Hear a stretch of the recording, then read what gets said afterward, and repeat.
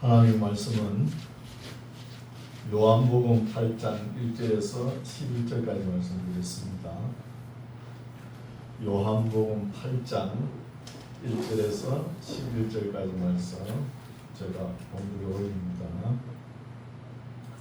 8장 1절 예수는 감난산으로 가시다 아침에 다시 성전으로 들어오시니 백성이 다 나아오는지라 앉으사 저희를 가르치시더니 서기관들과 바리새인들이 간음 중에 잡힌 여자를 끌고 와서 가운데 세우고 예수께 말하되 선생이여 이 여자가 간음하다가 현장에서 잡혔나이다.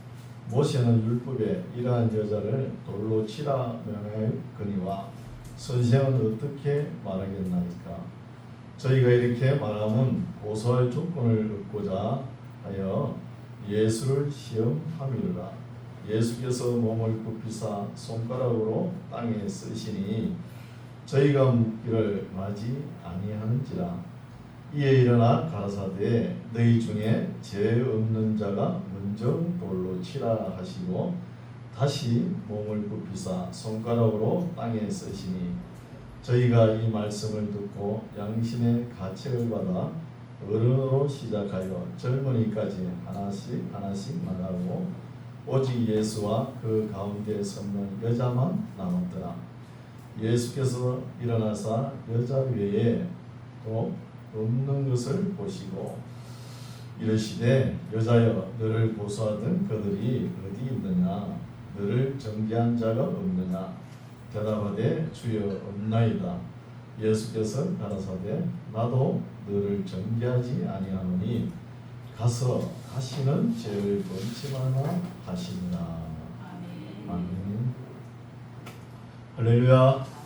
반갑습니다. 네. 오늘도 역시 덥네요. 네. 하나님의 은혜가 뜨거울 좀 있습니다. 네. 날씨도 더운 만큼. 네. 오늘 말씀은 8장 말씀인데 좀 어렵습니다. 말씀이. 우리가 지금 현 시대에 예수에 대해서 좀 많이 좀 알고 있죠. 알고 있으면서도 이 8장 같은 말씀을 읽으면 어려워요. 어려운데 그 시대에 유대인들, 바리새인들은 얼마나 어려웠을까요?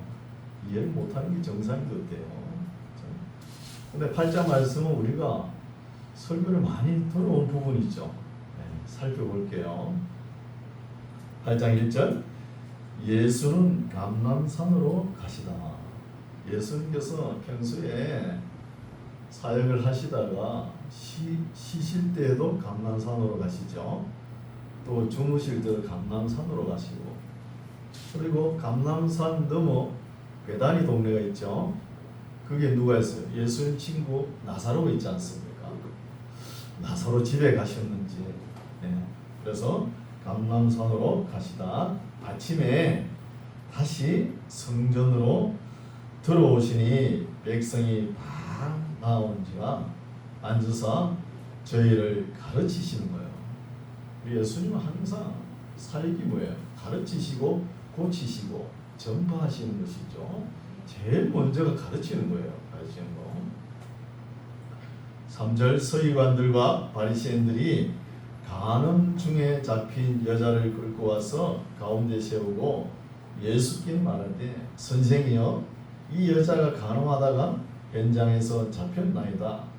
모세는 율법에 이러한 여자를 돌로 치라 명하였거니와 선생은 어떻게 생각하십니까? 이렇게 묻죠.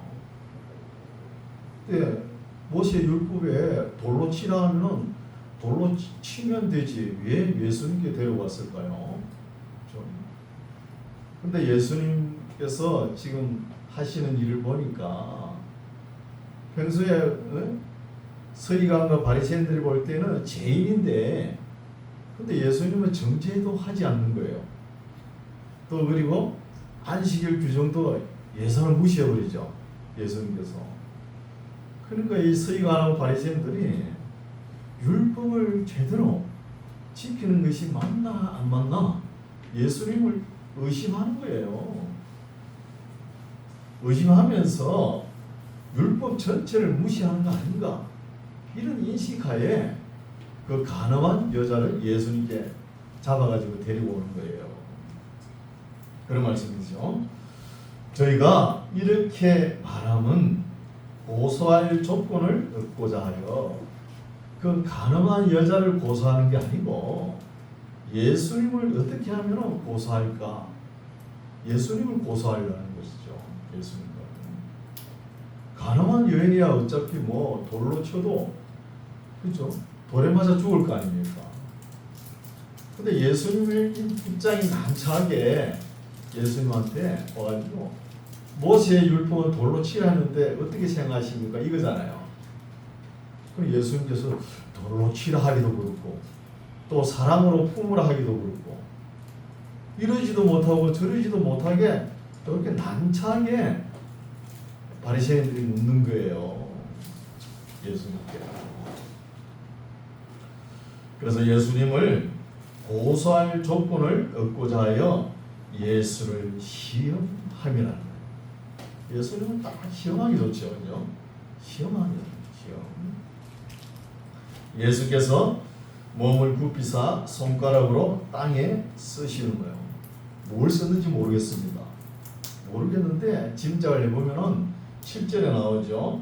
너희 중에 죄 없는 자가 먼저 돌로 치라. 아마 이 말을 땅바닥에 글로 쓰시지 않았나 봅니다. 그러면은 글로 땅바닥에 글을 쓰면은 그 사람들이 보겠죠. 보면은 자기 양심에 죄 없는 사람들이 있습니까? 그럼 빨리빨리 여자 곁을 떠나라는 것이죠. 그래서 7절 저희가 묻기를 마지 아니하는지라. 이제 물을 수도 없죠. 뭐 자기는 다 죄인이니까. 마지 아니하는지라. 이에 일어나 가라사대 너희 중에 죄 없는 자가 먼저 돌로 치라 하시고 다시 몸을 굽히사 손가락으로 땅에 쓰시는 거예요. 다시 쓰는 거예요. 다시 쓰고 예수님께서 일어서실 때는 죄 있는 자는 빨리 창피당하지 말고 빨리 여자 곁을 떠나가라는 것이죠. 9절 저희가 이 말씀을 듣고 양심의 가책을 받아 어른으로 시작하여 젊은이까지 하나씩 하나씩 나가고 오직 예수와 그 가운데 섰는 여자만 남았더라고요. 가늠한 여자 혼자만 남는 것이죠. 제가 어때요? 인생을 오래 사는 사람들이 제가 더 많죠. 어른으로 시작하여 젊은이까지 하나하나씩 여자 곁을 떠나는 거예요. 돌로 치지 못하고. 10절 예수께서 일어나사 여자 외에 아무도 없는 것을 보시고 이르시되 여자여 너를 고소하던 그들이 어디 있느냐 너를 정죄한 자가 없느냐. 예수님께서 잘 아시면서 물어보시죠. 이 말씀을 강조하는 것이죠. 11절 대답하되 주여 없나이다. 예수께서 가라사대 나도 너를 정죄하지 아니하노니 가서 다시는 죄를 범치 말라 하시니라. 여자 입장에는 어때요? 아주 절명 위기에 놓여 있었죠. 죽었다가 살아난 거예요. 예수님 만나고 예수님께서 말씀하시니까. 그리고 예수님은 어때요? 아주 입장이 난처했죠. 여자보고 돌로 치라 하기도 그렇고 또 뭡니까? 사랑으로 품으라 하기도 그렇고 그렇잖아요. 그 난처한 입장을 모면하시는 것이죠. 그래서 나도 너를 정죄하지 아니하노니 가서 다시는 죄를 범치 말라 하시는 거예요. 이게 뭐예요? 중생, 거듭남이죠. 여기서 우리가 율법에 대해서 조금 알아야 되겠죠. 율법의 기능과 목적에 대해서 우리가 좀 살펴볼 게 있어요. 율법을 하나님께서 세우실 때는 죄를 범하는 것, 범죄를 예방하는 것입니다. 예방하는 것이 첫째 목적이에요. 첫째. 이슬람권 문화권에 보면은 이에는 이, 눈에는 눈. 다른 사람이 내 이빨을 어떻게 하나를 뽑았다. 그러면 나는 벤치를 가져가지고 상대방 이빨을 뽑아야 된다. 이렇게 해석을 하는 거예요. 하나님께서는 율법을 낸 뜻이 그게 아니에요. 네가 이빨을 빠졌을 때 그 아픔이 있을 거 아닙니까? 그러면 상대방에게 이렇게 하면은 너도 이렇게 된다는 거예요. 그렇게 했는데도 죄를 범하면 어떡합니까? 어쩔 수가 없는 거예요. 어차피 죄를 범한 거잖아요. 그렇죠? 남의 이빨을 빼버리니까 어쩔 수 없죠. 우리가 교통법규를 왜 세웁니까? 파란불이면 건너가고 빨간불 서라는 거잖아요. 그걸 지키면 어때요? 우리가 삶이 편리하잖아요. 그걸 어겨보십시오. 범칙금이나 다시 가서 교육받아야 되잖아요. 그래서 율법을 내실 때는 첫째는 범죄를 예방하는 거예요. 너희 중에 이렇게 함으로 악을 제하라는 것이죠. 악을 제하라. 이게 목적이에요. 악을 제하라. 그러면은 죄를 범했는데 어떻게 합니까? 그러면 이제 두 번째로 가야죠. 판결 기준이 된다는 거예요. 법이 판결 기준. 우리 제사법도 보면 1심, 2심, 3심 다 있잖아요. 구약에도 제사장들이 다 이렇게 판결을 하지 않습니까? 그러나 최종적으로 판결자는 누굽니까? 넥서 탈레온 왕의 법입니다. 왕정시대는 왕이 최고 권력이지 않습니까? 왕이 판결을 내리는 거예요. 왕이 보고 판결 기준을 세우는 것이 법이라는 것이죠. 이렇게 함으로 인해서 여기에 보상하는, 보응하는 벌을 내린다는 것입니다. 이게 왕의 법이잖아요. 그런데 이것이 개인의 행동 기준, 개인의 윤리 기준이 아닙니다. 이에는 이, 눈에는 눈. 이걸 잘 해석을 못 해가지고 이슬람권 문화에서는 이렇게 보복을 하지 않습니다. 잘못된 것입니다. 12절 예수께서 또 일러 가라사대 나는 세상에 비치니 나를 따르는 자는 어두움에 다니지 아니하고 생명의 빛을 얻으리라. 빛이 뭡니까? 세상을 비치는 빛, 진리의 빛이라는 것이죠. 진리의 빛이 비치면 참 자유가 주어지는 거예요. 진리의 빛이. 또 생명을 얻게 됩니다. 생명을 얻게 되고 또 삶이 바른 길로, 윤리적으로 도덕적인 길로 걸어간다는 거예요. 오늘 나는 윤리 도덕을 다 무시해버리고 정책만 조금만 된다 해가지고 그렇게 세상이 어지러운 거예요. 어지러운 질서가 없어져 버리잖아요. 뭘 믿고 뭘 따르겠습니까? 참 암담한 시절을 우리가 살아가고 있는 거예요. 시대를.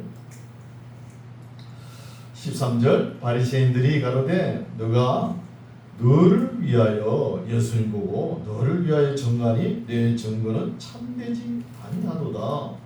예수께서 대답하여 가라사대 내가 나를 위하여 증거하여도 내 증거가 참되니 나는 내가 어디서 오며 어디로 가는 것을 알미언니와 너희는 내가 어디서 오며 어디로 가는 것을 알지 못하는 거예요.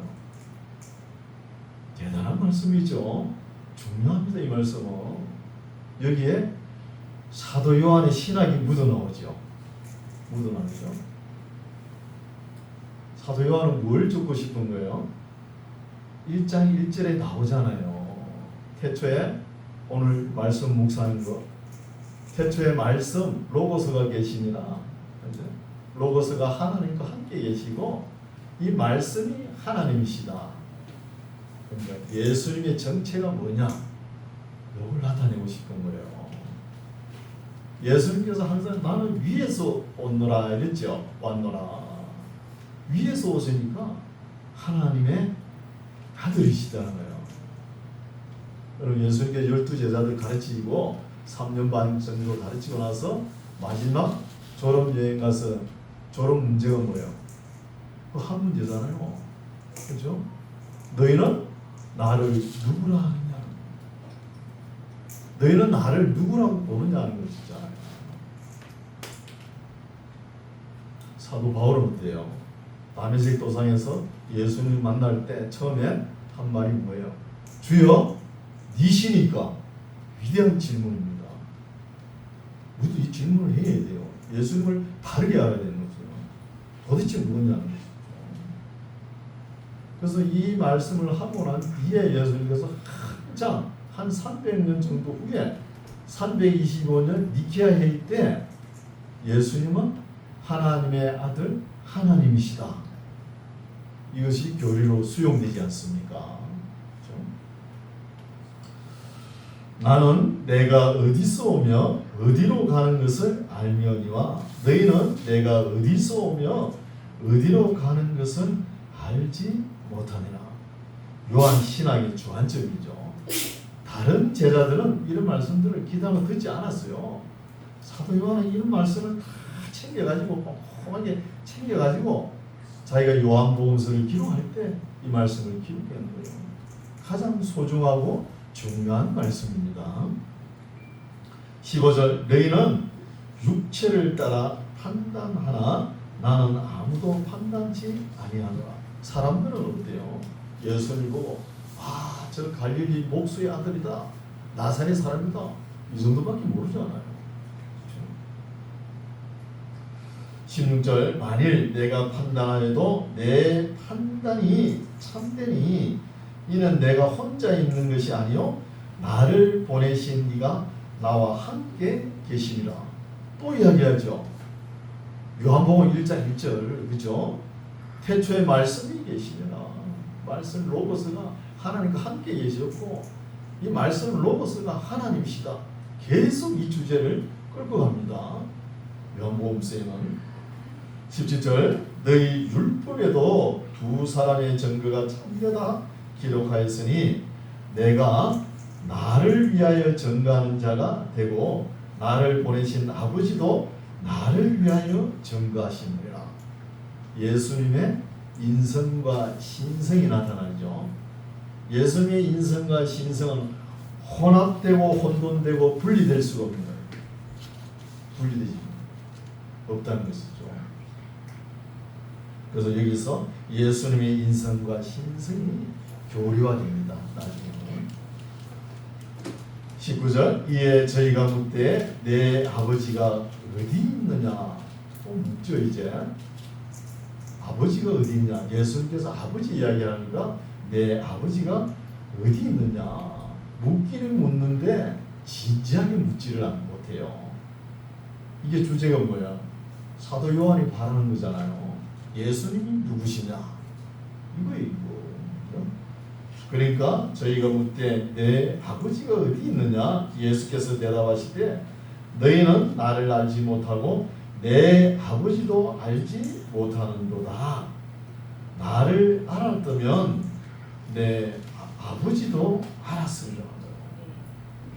지금 서기관과 바리새인들이 예수님을 누구신지 묻기는 묻고 싶은 거예요. 내 아버지가 누구냐 하면서 어디 있느냐 하면서 묻고 싶은데 진지하지 못하다는 거예요. 예수님을 인격적으로 묻고 답을 해야 되거든요. 그러지 못하다는 거예요. 예수님을 인격적으로 만나지 못하면 철학에 불과한 거예요. 철학에.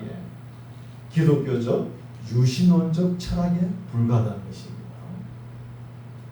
20절 이 말씀은 성전에서 가르칠 때에 연복의 앞에서 하셨으나 잡는 사람이 없으니 이는 그의 때가 아직 이르지 아니하였습니다.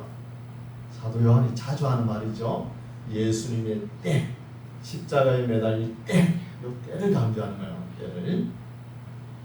21절 다시 이르시되 내가 가리니 너희가 나를 찾다가 너희 죄 가운데서 죽겠고 나의 가는 곳에는 너희가 오지 못하리라. 참 무서운 말씀이죠. 우리 일평생 신앙생활을 하면서 예수님께서 가신 곳에 우리가 못 가면은 끝장입니다. 끝장이에요. 무서운 말씀이죠. 22절 유대인들이 가로되 저가 나의 가는 곳에는 너희가 오지 못하리라 하니 저가 자결하려는가 예수를 보고 자살하려는가 이 말이죠. 23절 예수께서 가라사대 너희는 아래서 났고 나는 위에서 났으며 너희는 이 세상에 속하였고 나는 이 세상에 속하지 아니하였느니라. 참 어려운 말씀이죠. 그죠? 어렵죠. 이렇게 어려운 말씀을 그 시대에 바리새인과 서기관들이 어떻게 이해했을까요? 그렇죠? 어려운 말씀입니다. 24절 이러므로 내가 너희에게 말하기를 너희가 너희 죄 가운데서 죽으리라 하였노라. 너희가 만일 내가 그인 줄 믿지 아니하면 너희 죄 가운데서 죽으리라. 예수님을 누구인지 믿지 못하면 그리스도인지 믿지 못하면은 너희 죄 가운데 죽는다는 것입니다. 25절 저희가 말하되 너가 누구냐 또 묻죠. 너가 말하는 너 아버지가 어디 있느냐 아까 물었죠. 지금 뭐예요? 너가 누구냐는 거야. 예수님 보고 누구냐 묻기는 묻는데 질문이 좀 그렇죠. 진지하지 못하다는 거예요. 질문을 좀 딱 부러지게 묻고 또 대답이 정확하게 알 수 있는 질문을 해야 되잖아요. 누구냐? 그냥 대답을 찾지를 못하는 거예요. 이게 안타깝죠. 이런 사람들이 어떤 사람이냐? 그 시대 종교 지도자들, 진지하지 못한 사람들, 교만한 자, 부자 이런 사람들이야. 조금 더 지식적으로 아는 사람들 이런 사람들은 그렇잖아요. 자기가 좀 아는 것이 최고인 줄 알고 그거만 흔들고 다니잖아요. 그러면서 다른 사람들이 하는 이야기는 그냥 시기 질투나 내고 그렇잖아요. 저희가 말하되 너가 누구냐? 예수께서 가라사대 나는 처음부터 너희에게 말하여 온 자지라. 처음부터. 우리 예수님께서 너가 그리스도냐 물을 때 그거는 양보하지 않죠. 그렇다고 예수님께서 내가 그리스도다 하면서 표적을 행하고 이적을 행한 적이 있습니까? 그렇지 않았어요. 왜 그렇게 하지 않았을까요? 교만한 자, 부자들, 그렇죠? 이런 사람들 예수님을 믿지 못하게 일부러 그러신 거예요. 일부러 교만한 자, 또 불성실한 사람들 믿지 못하게 의도적으로 예수님께서 말씀하신 거죠. 근데 우리 예수님은 이 땅에 오실 때 참 초라하게 왔죠. 마른 땅 줄기같이 헛모할 풍채도 없고 아름다움도 없이 그리 왔잖아요. 그렇게 오니까 교만한 자들, 부자들 이런 사람들이 다 떨어져 나가는 것이죠. 예수님 곁을 다 떠나는 것이죠. 근데 우리 예수님은 말을 잘하십니다. 언변이 대단하시죠. 말을 잘하는 건 그거 하나뿐이었어요. 그때 무엇을 보나 초월하죠. 그래서 세상적으로 학문, 철학, 과학 깔짝깔짝 그런 사람들 자기 지식 좀 안다고 이런 사람들은 예수님 앞에 그냥 추풍 낙엽으로 다 떨어지는 거예요. 머리 좋다고 그런 사람들. 머리 좋은 사람 예수 믿어요? 자기 머리 굴리느냐고 안 믿지. 그렇잖아요. 사도 바울 보십시오. 바울 얼마나 교만합니까? 그래도 니고데모는 그때 내노란 사람 치고 참 겸손한 사람이었죠. 바울은 교만이 하늘을 찔렀어요. 그러나 바울의 마음 한 구석에는 뭐가 있었어요? 진리를 갈망하는 이 열정이 대단했습니다. 하나님께서 그걸 딱 보고 들어 쓰시잖아요. 바울. 그래서 이방인 나라의 전도예요. 크게 쓰시잖아요. 그래서 우리가 지식적으로 뭘 좀 안다고 철학적, 과학적 끌적끌적 하면서 이러면은 무신론자가 되기 쉽습니다. 무신론자가. 26절 내가 너희를 대하여 말하고 판단할 것이 많으나 나를 보내신 이가 참되심에 내가 그에게 들은 그것을 세상에게 말하노라 하시니 저희는 아버지를 가리켜 말씀하신 줄을 깨닫지 못하더라. 사도 요한이 볼 때에 저희는 바리새인과 서기관들 지도자들이 아버지 이야기를 예수님께서 하시잖아요. 아버지 이야기를 하시니까 못 알아듣는 거예요. 그걸 깨닫지 못한다. 이렇게 요한의 해석이죠. 이에 예수께서 가라사대 너희는 인자를 든 후에, 든다는 단어는 힙소라는 헬라어죠. 높이 올린다는 것이죠. 높이 든 후에 내가 그인 줄 알고, 뭐죠? 예수님께서 그리스도인 줄 알고, 또 내가 스스로 아무것도 하지 아니하고 오직 아버지께서 가르치신 대로 이런 것을 말하는 줄도 알리라. 아버지께서 가르쳐 주신 대로 말할 뿐이라는 거죠. 그러나 그 시대의 지도자들은 모르죠. 심지어 예수의 12제자도 모릅니다. 모르는 거예요. 이제는 알지 못하나 이후에는 알리라. 항상 있어야 알아요. 29절 나를 보내신 이가 나와 함께 하시는도다. 내가 항상 그의 기뻐하시는 일을 행함으로 나를 혼자 두지 아니하셨느니라. 우리가 기도할 때 어때요? 하나님 함께하여 주시옵소서 기도하죠. 이런 기도도 하지만 뭘 먼저 해야 돼요? 여기 나오잖아요. 그의 기뻐하시는 일을 행하면, 하나님께서 기뻐하시는 일을 행하면 하나님께서 함께 하십니다. 믿죠? 네. 30절 이 말씀을 하심에 많은 사람이 믿더라.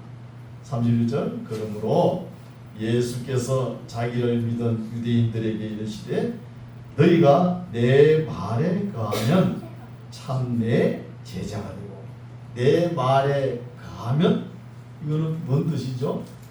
하나님의 말씀을, 예수님의 말씀을 지키면 참 내 제자가 되는 거예요. 신자가 되는 게 아닙니다. 제자가 되고 진리를 알지니 진리가 너희를 자유케 하리라. 진리가 들어가야 자유합니다.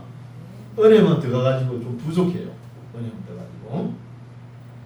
저희가 대답하되 우리가 아브라함의 자손이라 남의 종이 된 적이 없거늘 어찌하여 우리가 자유케 되리라 하느냐. 예수님께서 하신 말씀을 못 알아듣고 우리가 종된 역사가 없다 그러죠. 거짓말하고 있는 거야. 사사시대 360년 동안 사사를 세워놓으면 반짝 하나님을 경외하는 거죠. 사사가 죽어나면 또 어때요? 이방 나라의 종이 돼가지고 하나님 멀리 떠나지 않습니까? 그 역사가 있는데도 그러죠. 지금도 어때요? 요한이 복음서 기록할 때 로마 제국 지배하에 있었잖아요. 그렇죠? 또 헤롯 대왕의 지배하에 있었잖아요. 남의 종이 된 적이 없거늘 어찌하여 우리가 자유케 되리라 하느냐. 예수께서 대답하시되 진실로 진실로 너희에게 이르노니 죄를 범하는 자마다 죄의 종이라는 거예요. 죄의 종이 안 되면 진리를 알아야 되는 거예요. 진리를 알아야 참 자유가 주어집니다. 종은 영원히 집에 거하지 못하되 아들은 영원히 거하나니 그러므로 아들이 너희를 자유케 하면 너희가 참으로 자유하리라. 말이 너무 어렵게 예수님께서 의도적으로 못 알아듣게 이런 말씀을 하신 거예요. 어렵죠. 37절 나도 너희가 아브라함의 자손인 줄 아노라. 그러나 내 말이 너희 속에 있을 곳이 없으므로 나를 죽이려 한도다. 예수님께서 하신 말씀을 이해하지도 못하고 또 예수님께서 하신 말씀을 삐딱하게 듣고 또 기분 나쁘게 들어가지고, 그러니까 예수님과 항상 벗어기는 거죠. 예수님 하는 말마다 듣기 싫어하는 것이죠. 그러니까 예수님께서 내 말이 너희 속에 있을 곳이 없다는 거예요. 없으니까 뭐예요? 나를 죽이려 하는 거예요. 나를 죽이는 것이죠. 나는 내 아버지에게서 본 것을 말하고 너희는 너희 아비에게서 들은 것을 행하느라. 예수님 말씀이 거칠어지죠. 그죠? 나는 내 아버지하고 너희 아비하고 다르다는 거예요. 무서운 말씀입니다. 이 말씀도 다르면 안 되는데 다르다는 것이죠. 그에 대한 설명이 나왔죠.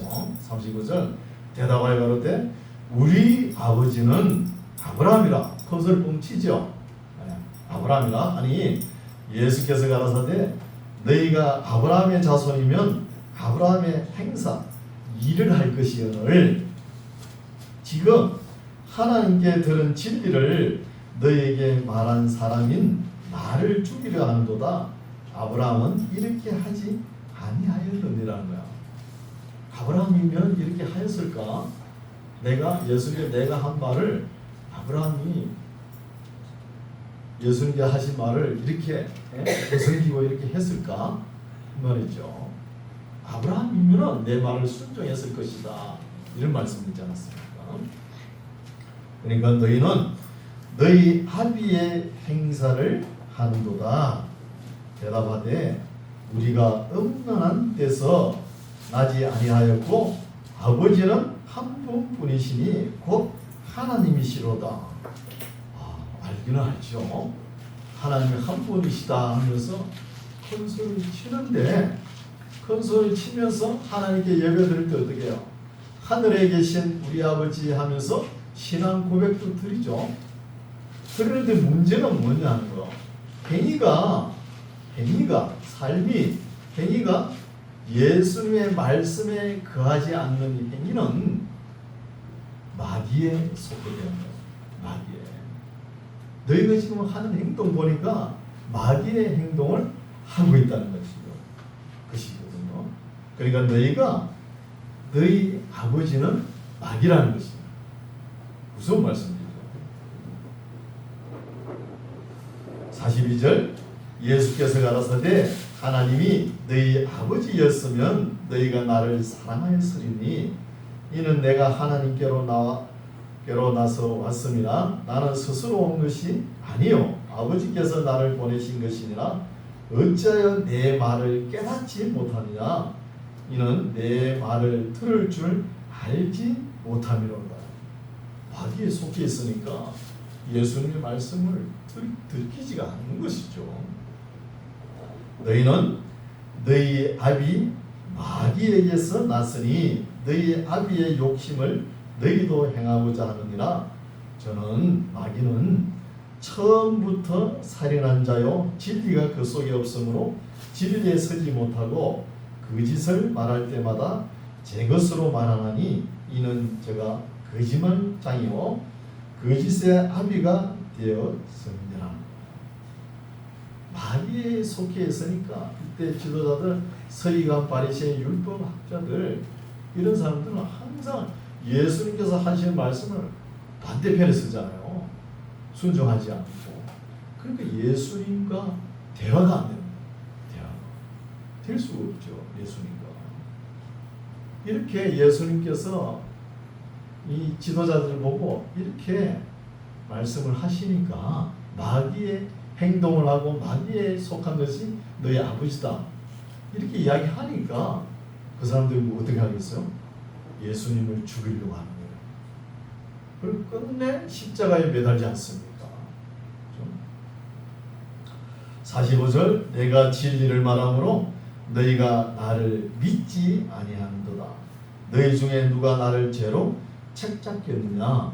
내가 진리를 말하며 어찌하여 나를 믿지 않느냐? 안타깝죠. 진리를 말하는데 믿지 않는 것이죠.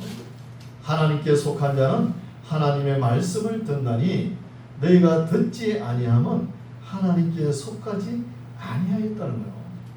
그러면 마귀에 속하죠. 하나님 아니면 마귀잖아요. 마귀에 속해 있으니까 마귀가 하는 말은 잘 들어요. 또 48절 유대인들이 대답하여 가로되 우리가 너를 사마리아 사람이나 또는 귀신 들렸다 하는 말이 옳지 아니하냐. 값싸게 평가하죠. 예수님을 귀신 들리다 그러고 사마리아 사람 이방인이 아니냐 그러면서 예수께서 대답하시되 나는 귀신 들린 것이 아니라 오직 내 아버지를 공경하면을 너희가 나를 무시하는도다. 무시하는 것이죠. 무시하나마나 예수님은 나는 내 영광을 굳이 아니하나 구하고 판단하시는 이가 계시니라. 진실로 진실로 너희에게 이르노니 사람이 내 말을 지키면 죽음을 영원히 보지 아니하리라. 영생의 말씀이죠. 엄청난 이야기를 하십니다. 예수님께서 52절 유대인들이 가로되 지금 너가 귀신 들린 줄 아노라. 아브라함과 선지자들도 죽었거늘 너 말은 사람이 내 말을 지키면 죽음을 영원히 맛보지 아니하리라 하니 너는 이미 죽은 우리 조상 아브라함보다 크냐? 또 선지자들도 죽었거늘 너는 너를 누구라 하느냐? 또 하죠. 너 아버지가 어디 있느냐? 내가 누구냐? 또 너는 너를 누구라 하느냐? 세 번을 묻죠. 지금 이 아이가 예수님이 누구신가? 굉장히 가까이 왔어요. 가까이 왔는데 확실하게 알지 못하는 거예요. 그게 안타까운 거예요. 가까이 온 거겠죠. 54절 예수께서 대답하시되 내가 내게 영광을 돌리면 내 영광이 아무것도 아니오니와 내게 영광을 돌리시는 이는 내 아버지시니 곧 너희가 너희 하나님이라 칭하는 그이시라. 너희는 그를 알지 못하되 나는 아노니 만일 내가 알지 못한다 하면 나도 너희같이 거짓말쟁이가 되리라. 나는 그를 하나님을 알고 또 그의 하나님의 말씀을 지키노라. 그리고 너희 조상 아브라함은 나의 때 볼 것을 즐거워하다가 보고 기뻐하였느니라. 이렇게 예수님께서 말씀하시니까 그랬더니 유대인들이 가로되 너가 예수님 보고 너가 아직 나이가 50도 못 되었는데 아브라함을 보았느냐. 여기서 이런 질문을 물을 것도 아니죠. 물을 것도 아닌데 질문을 한 거예요. 근데 질문을 했는데 질문다운 질문을 한 거죠. 질문다운 질문을. 58절 예수께서 가라사대 진실로 진실로 너희에게 이르노니 아브라함이 나기 전부터 내가 있느니라. 그리스도의 선제, 예수 그리스도의 선제 하심을 나타내는 것이죠. 지금 보면은 아브라함하고 우리 예수님하고 연대를 한번 보십시다. 2000년 차이 납니다. 2000년 차이 나요. 그러니까 질문할 것도 아닌데 질문한 것이 진짜 멋있는 질문을 한 거예요. 예수님의 그리스도의 선제가 나오지 않습니까? 모든 피조물보다 먼저 계셨다는 거예요. 연대를 따지면 아브라함이 2000년 전 사람이잖아요. 아브라함이 나기 전부터 있었다는 거 아닙니까? 그 이야기를 하고 있었죠. 이 이야기를 사도 요한이 들을 때 예수님은 따라다닐 때 제일 막내로 따라다녔잖아요. 그죠? 그때 나이가 얼마나 됩니까? 한 30살 될까 말까 그랬어요. 그죠? 근데 그때 들은 것을 다 기억한다. 머리에 탁 각인되어가지고 이 복음서를 쓸 때 기록한 것이죠. 시간이 얼마나 흘렀습니까? 사도 요한이 이 복음서를 쓸 때 나이가 90세예요. 90세. 60년인 세월이 흘렀는데 어떤 일을 그대로 기억하고 각인되어가지고 기록한 거예요. 그러니까 요한의 신앙이 아주 우리 상상을 초월합니다. 대단한 신앙이죠. 대단한 신앙입니다. 그래서 이 당시에는 영지주의 이단이 팔을 쳤거든요. 영지주의 이단. 그노시스트라 해가지고 그리스도는 영이단이고요. 그리스도는 영이죠. 영이고 예수는 사람이다. 그리스도가 예수란 사람에 입고 있었는데, 사람을 입고 있었는데 예수가 십자가에 못 박히네 죽었어. 그러니까 그리스도의 영은 싹 빠져나왔다는 거예요. 여기 영지주의거든. 이걸 갖다가 헬라 철학하고 기독교 교리하고 짬뽕을 해가지고요.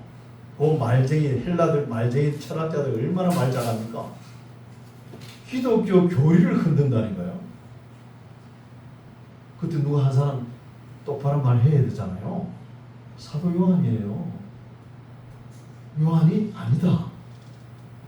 태초에 말씀이 계시니라. 말씀이 하나님과 함께 계셨고 말씀이 하나님이시다. 말씀이 육체가 되어 오셨다. 이걸 증거하는 거예요.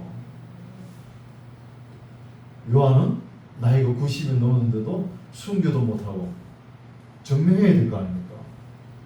이렇게 말씀을 증거하니까 그 케리투스파 이단 영지주의자들을 묵살을 만들어버려요. 영지주의자. 그렇죠. 그리고 요한복음서를 기록하고 요한 1, 2, 3서 요한계시록까지 탁 성경 뒷뚜껑을 탁 덮지 않습니까?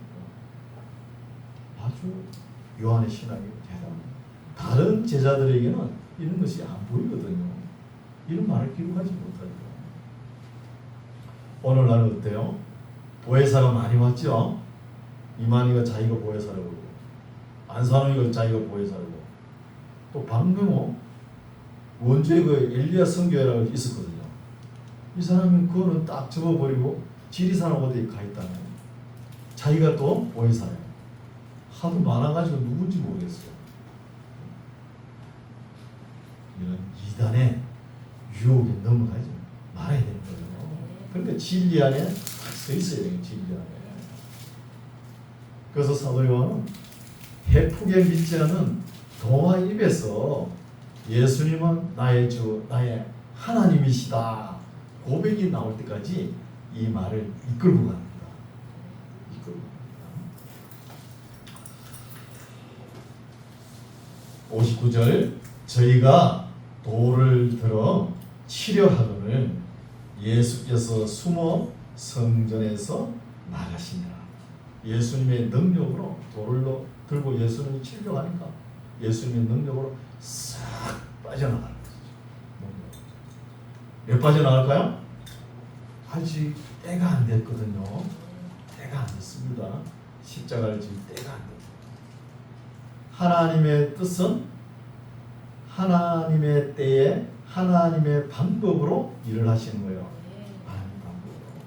네, 오늘 말씀은 여기까지입니다. 우리가 앞에 세 복음서하고 지금 요한복음서가 있는데 차이가 많이 나는 거죠. 그렇죠? 예수님은 하나님의 아들이시다. 하나님의 아들 하나님이시다. 이렇게 끌고 가는 거예요. 그래서 요한복음을 끝까지 읽으셔야 됩니다. 결석하면 안 돼요. 결석. 굉장히 중요한 거예요. 결석하면. 몸도 아프면 안 됩니다. 주일날 참석하셔야 돼요. 끝까지 다 듣고 바르게 배우고 예수님을 바르게 알아가는 우리 모두가 되시기 바랍니다. 기도하겠습니다. 하나님 아버지 감사드립니다. 예수님을 직접 눈앞에 목격하면서도 예수님을 보고 당신이 누구냐고 했어도 답을 얻지 못하는 말씀을 살펴보았습니다. 오늘날 우리가 말씀을 듣고 믿게 하시는 놀라운 은혜를 인하여 감사드리고 주의 이름을 찬양합니다. 아직도 성경을 읽어서 예수님께서 하나님의 아들 하나님이심을 알지 못하는 사람들이 세상에 많으므로 우리를 불러서 다시 확인시켜 주신 줄 믿습니다. 이 기쁜 소식을 전가하는 진실한 증인들이 되게 하옵소서. 예수님 이름으로 기도드립니다. 아멘.